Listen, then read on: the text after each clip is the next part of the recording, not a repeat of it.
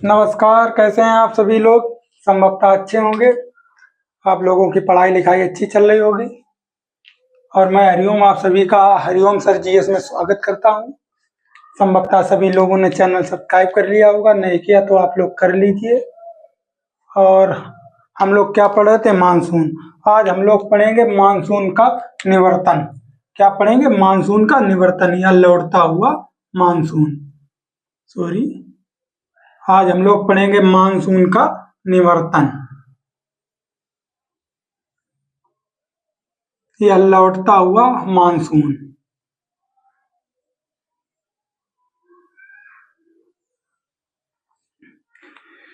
हम लोग क्या पढ़ेंगे? मानसून का निवर्तन। देखते हैं लौटते हुए मानसून की क्रिया देखते हैं। 21 जून को सूर्य क्या होता है? वो कर्क रेखा पर होता है। इधर समझते हैं।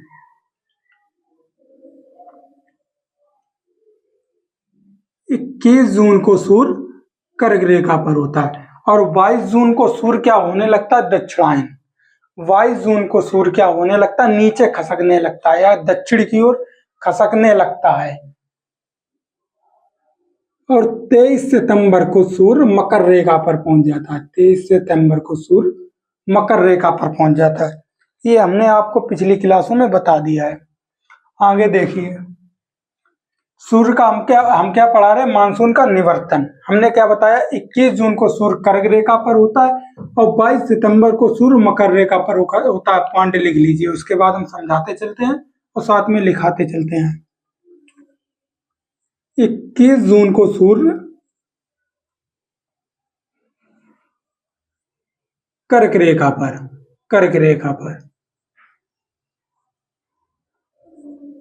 23 सितंबर को सूर्य मकर रेखा पर।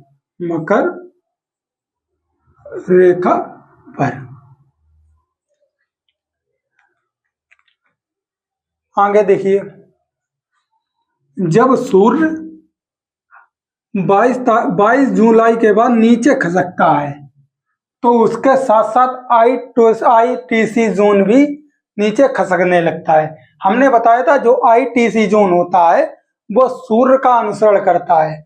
आईटीसी जोन क्या होता है? नीचे खसकने लगता है। जब आईटीसी जोन नीचे खसकेगा तो उसके साथ साथ क्या? मानसून भी नीचे की तरफ चलेगा। भारत में जो मानसून का जो मतलब विवर्तन होता है वो 1 सितंबर से होता है। आगे लिखिए, भारत में मानसून का विवर्तन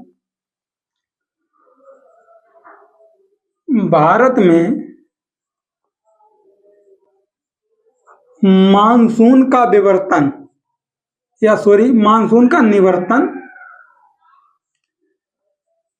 1 सितंबर से 15 अक्टूबर तक होता है या 15 अक्टूबर तक हो जाता है। 1 सितंबर से 15 अक्टूबर तक मानसून वापस लौट जाता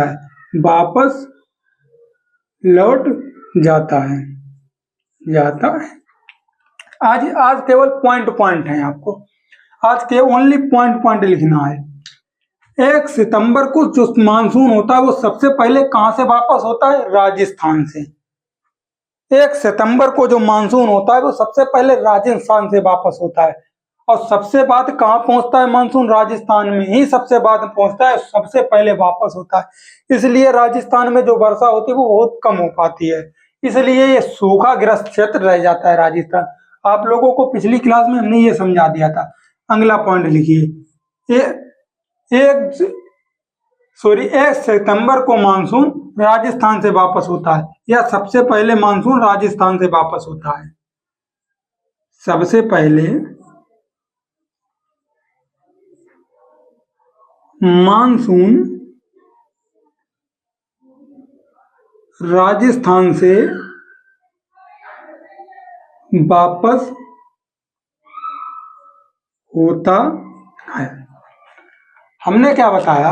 1 सितंबर को मानसून कहां से वापस होता है? राजस्थान से वापस होता है और सबसे बाद में मानसून राजस्थान में पहुंचता है। आगे समझिए, जब मानसून सितंबर अक्टूबर नवंबर महीने में सितंबर अक्टूबर नवंबर महीने में 15 अक्टूबर तक मानसून वापस होता है। जब मानसून सितंबर अक्टूबर नवंबर महीने में भारत से वापस होता है, उस टाइम पूर्वी घाट पर या पूर्वी घाट के तटीय मैदान में मूसलाधार वर्षा हो रही होती है। जब मानसून सितंबर अक्टूबर नवंबर महीने में वापस होता है, उस समय पूर्वी घाट के तटीय मैदान में वर्षा हो रही होती है। अगला पॉइंट लिखिए, जब मानसून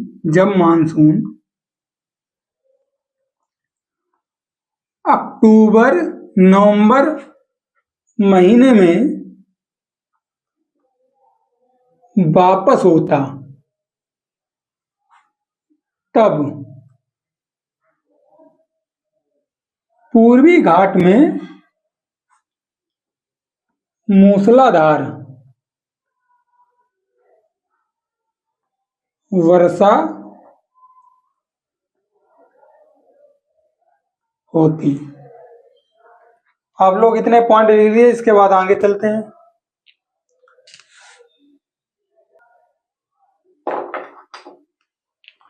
कर लिया होगा, इसके बाद आगे देखते हैं।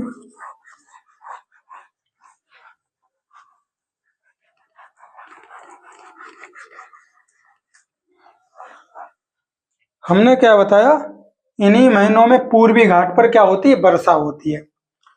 मानसून निवर्तन से पूर्वी घाट में दो कारणों से वर्षा होती है। कितने कारणों से वर्षा होती है? दो कारणों से। पहला कारण देखते हैं, मानसून निवर्तन से पूर्वी घाट में दो कारणों से वर्षा होती है। पहला कारण क्या होता है, अक्टूबर आते आते मानसून क्या होता है, बंगाल खाड़ी से क्या कर लेता है, नमी ग्रहण कर लेता है। जब ये मानसून वापस जा रहा होता है तो इन मानसूनों में क्या होता है, तब तक ये वाला क्षेत्र है वो क्या कर लेता है, नमी ग्रहण कर लेता है, अत्यधिक नमी ग्रहण कर लेता है। क्योंकि दक्षिण पश्चिम मानसून क्या होने लगता है, कमजोर होने लगता है। दक्षिण पश्चिम मानसून कमजोर होने लगता है और उत्तर पूर्वी मानसून क्या होने लगता है, प्रभावित होने लगता है। जो ये दक्षिण पश्चिम मानसून है ये होने लगता है कमजोर, और ये उत्तर पूर्वी मानसून है वो क्या होने लगता है, इधर प्रभावित होने लगता है। क्या होने लगता है, प्रभावित होने लगता है। आगे देखिए, जो लौटता हुआ मानसून है वो बंगाल खाड़ी से क्या करता है, नमी ग्रहण करता है। लौटता हुआ मानसून बंगाल खाड़ी से नमी ग्रहण करता है और उत्तर पूर्वी मानसून के साथ मिलकर, लौटता हुआ मानसून बंगाल की खाड़ी से नमी ग्रहण करता और उत्तर पूर्वी मानसून के साथ मिलकर दक्षिण पश्चिम मानसून की तरफ बहने लगता है। उत्तर पूर्वी मानसून के साथ मिलकर दक्षिण पश्चिम की ओर क्या करता है, बहने लगता है। जिस कारण अक्टूबर में आंध्र प्रदेश के रायसीना तट पर वर्षा होती है और नवंबर में तमिलनाडु के कोरोमंडल तट पर वर्षा होती है। पहला पॉइंट देखिए, अक्टूबर में आंध्र प्रदेश के रायसीना घाट पर वर्षा होती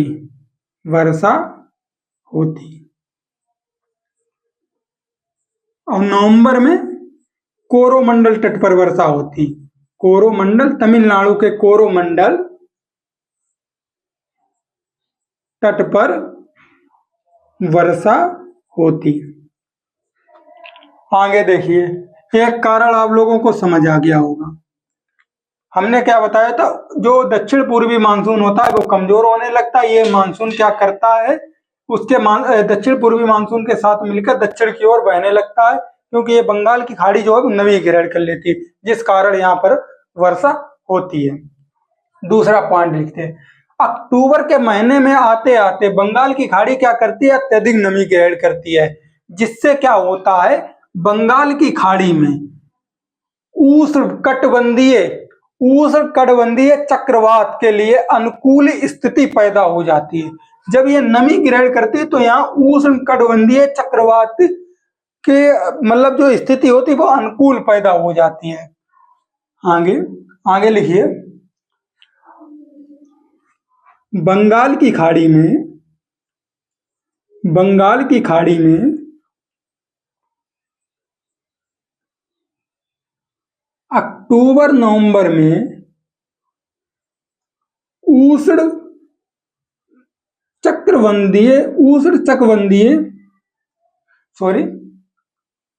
उष्ण हमने क्या बताया था, एक सेकेंड,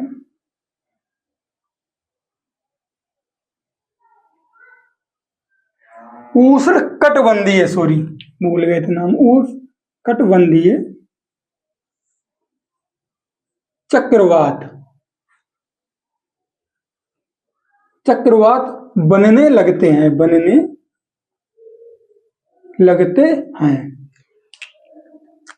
हमने क्या बताया, अक्टूबर नवंबर के महीने में यह क्या बनने लगता है बंगाल की खाड़ी में, उष्ण कटिबंधीय चक्रवात।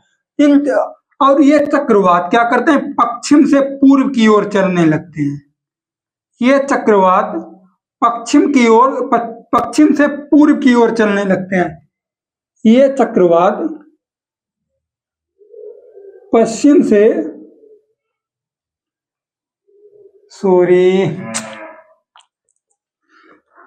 से पश्चिम की ओर प्रवाहित होने लगते हैं।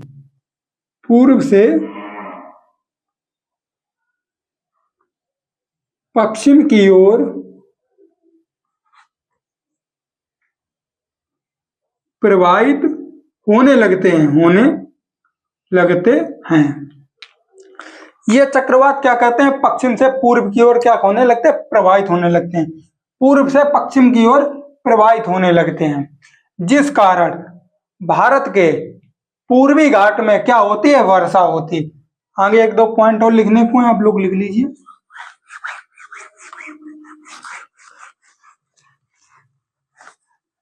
आगे लिखिए, अक्टूबर और नवंबर महीने में ये चक्रवात उड़ीसा के उत्कल तट पर वर्षा करते हैं। ये चक्रवात अक्टूबर नवंबर मंथ में उड़ीसा के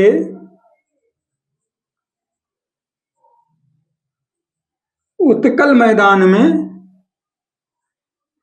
या उड़ीसा के उत्कल तट पर वर्षा करते हैं। तट पर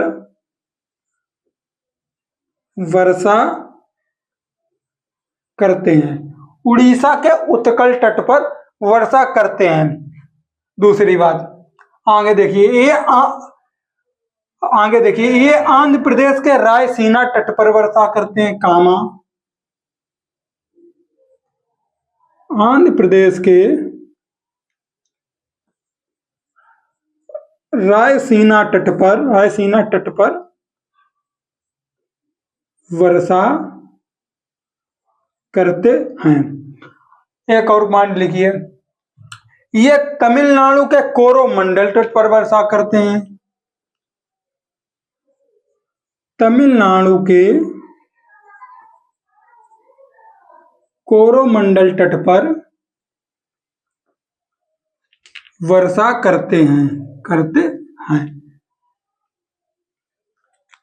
इन जो चक्रवातों से अक्टूबर नवंबर महीने में इस वाले जो पूर्वी घाट के क्षेत्र में वर्षा प्राप्त होती है।